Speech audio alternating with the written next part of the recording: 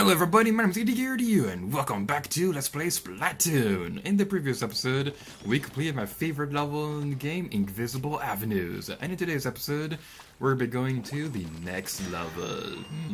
It's going to be super spooky, except not really.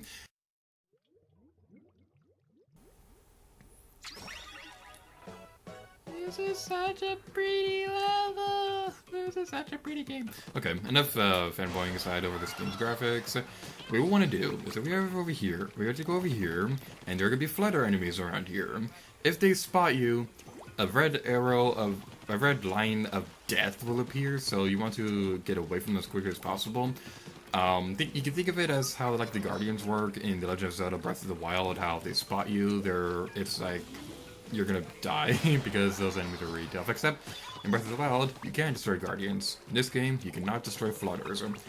Now, I'm gonna switch over to the gamepad screen real quick so I can point something out. And that's the fact that you can see the little white glowing balls of destiny. I don't know really what to call them aside from that.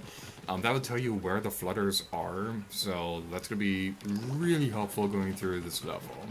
So, again, I can't really demonstrate that with footage, aside from screenshots, because I can't afford a gamepad capture card. It doesn't really matter that much, because we still have Miiverse, and Miiverse saves lives, except it doesn't. And, come on, Flutter. Okay, thank you. You're a little slower there. And we can go over here. I believe Yep, there is. Okay, how do we get that again? Let's try this. Let's try this.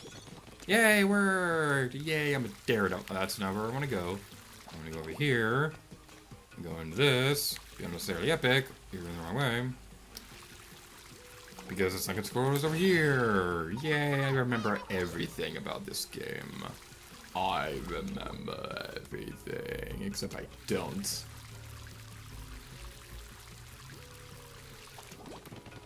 Okay, so you guys aren't going to see this in the final video, but this is something that I do have to bring up because it's kind of distracting a little.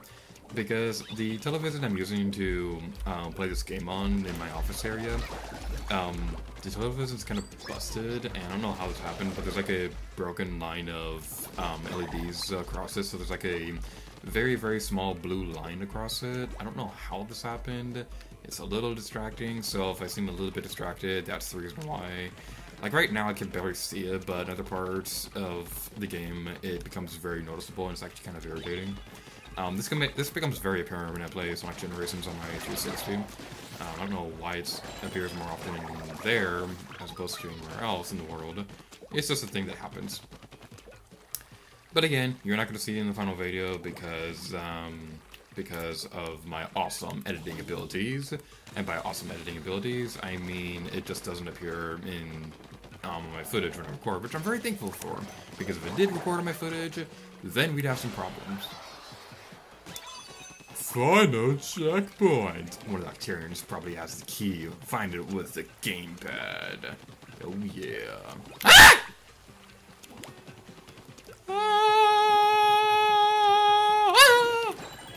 Hey, you have the key. Ah! Guardian! Guardian! Not Guardian. Flutter! Flutter! Flutter! Flutter! Flutter! Ah, get away from me! Get away from me, you This game is scary!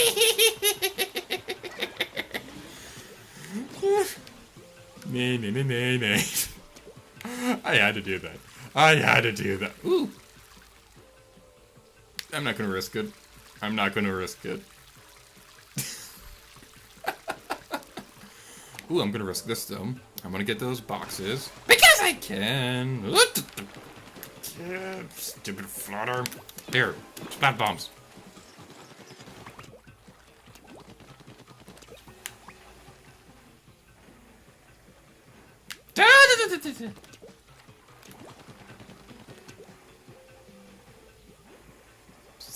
Stop it! Stop it!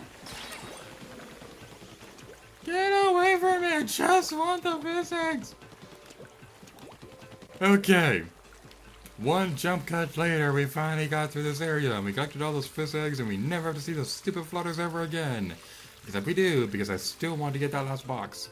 That box will be mine. There we go. Then we can activate this, and... whee! Jump! Splat bomb! And I did switch which type of bomb I'm going to be using. Because I promised that in the last episode, and I keep my promises, except when I don't, because I'm a terrible person.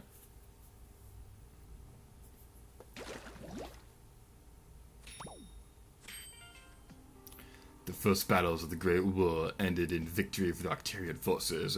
The diligent Octarians easily dominate the Inklings, who were unable to wake up early enough in the morning to defend themselves.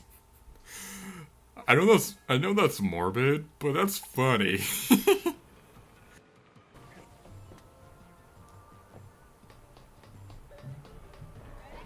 I found it! Yay! The next stuff we're going to be going through is Shifting Splatforms Midnight Rendezvous.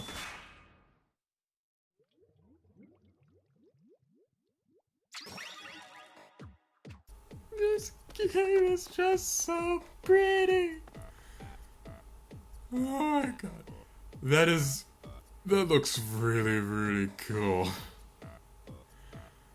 Alright, I was not joking when I said earlier in the Let's Play that I was going to be gushing over this game's graphics a lot. You can slip through that grade in squid form. Yay! You want to remember this for multiplayer. We have seen this a little bit in online matches that we've covered through this Let's Play, but you want to remember that you can go through grades, because there are going to be stages like Kelp Dome and Flounder Heights where you can go through the grades. And so, yeah, you cannot be in squid form on top of these things because, as you can see right here, you'll just fall right through them. This is very important to remember for stages like Camp Triggerfish and Kelp Dome, where there's a higher area that has the grades, but you just can't go into squid form in it. So this level, I didn't mean to squid bag him right there. I really did not mean to squid bag right here. It just sort of happened because my finger slipped off the button right for a moment.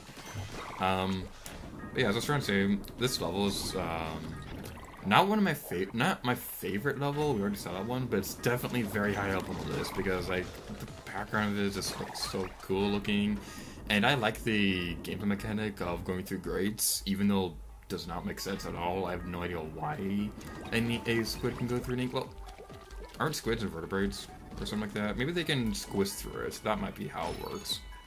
I don't know anything about fish, to be honest. Alright, and let's try these guys. I believe these sunken scroll is around here. Be dead. Be destroyed. Thank you. Thank you, good sir. I want to demonstrate this real quick. Whee! Yeah, that will create a line of ink for you to go through. The Seekers are probably one of my more favorite, sub-weapons in the game.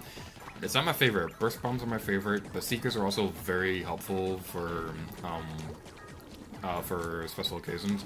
Like, if you want to make a trail of ink for your teammates to swim through quickly for ranked battle modes where you have to get to a specific spot within a certain amount of time.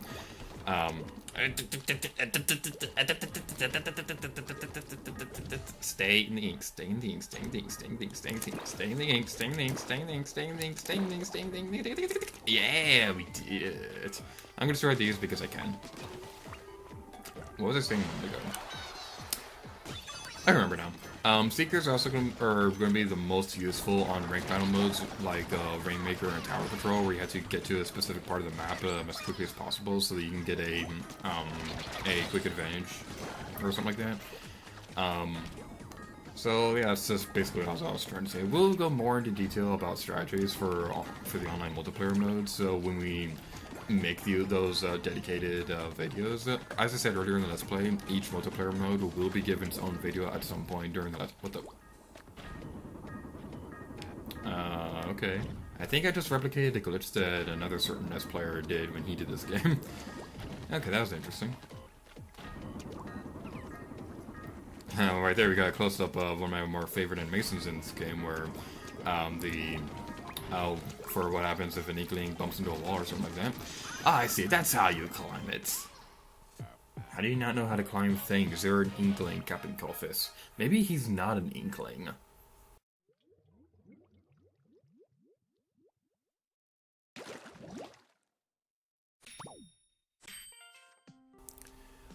Heralded by loud explosions, the great octo-weapons quickly stormed the Inkling's central stronghold. Victory for the Octarians seemed all but certain, but due to a plug being carelessly pulled from its socket, their hopes were dashed.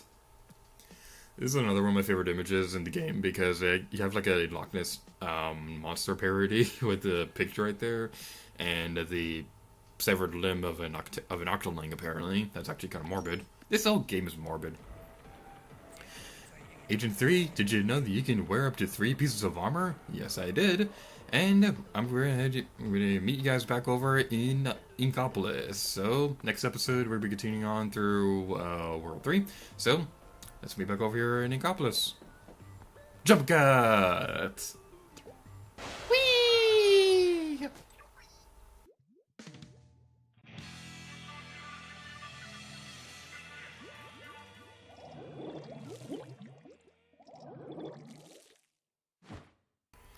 Alright, at this stage, I have a pretty interesting history with this one. Like, I don't hate this stage. It's just not one of my favorites in the game.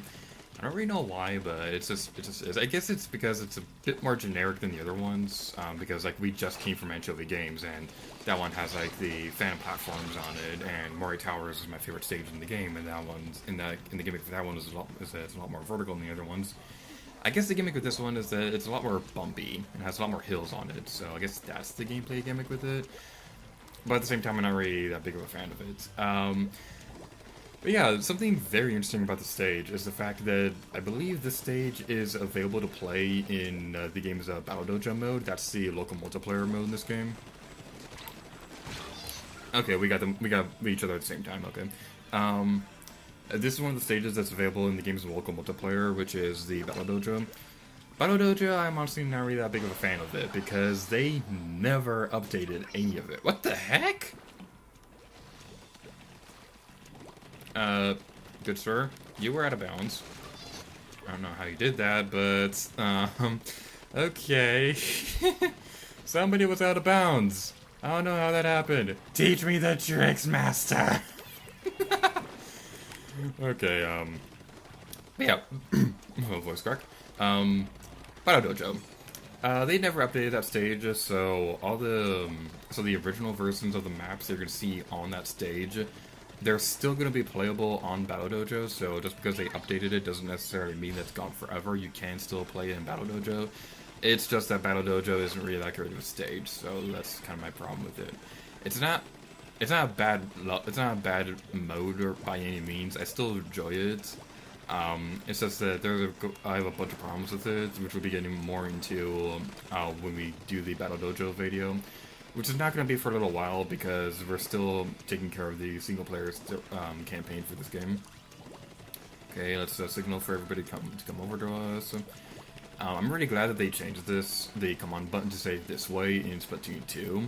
Because when I was playing through the global test fire, I don't know if it was just me, but it seemed like people understood what that really meant more so than they do in this game. Because in this game, it says "come on," and people spam the command button when they get angry in this game. So I'm really happy that they changed it to say this way. Okay, let's destroy the purple goop. Destroy the purple goop of death. Still in danger of this. I was just about to say that I don't really see a way that they can make a comeback, but then I got splatted. Let's finish this off with a super jump. Whee! If I have the opportunity to, I will end a match with a super jump. And we did it! If we just had 0.2% more, it would have been 64%, just like Nintendo 64. Yay! The level 6 player was the most valuable team member? Impressive, good sir. Or madam. I don't know.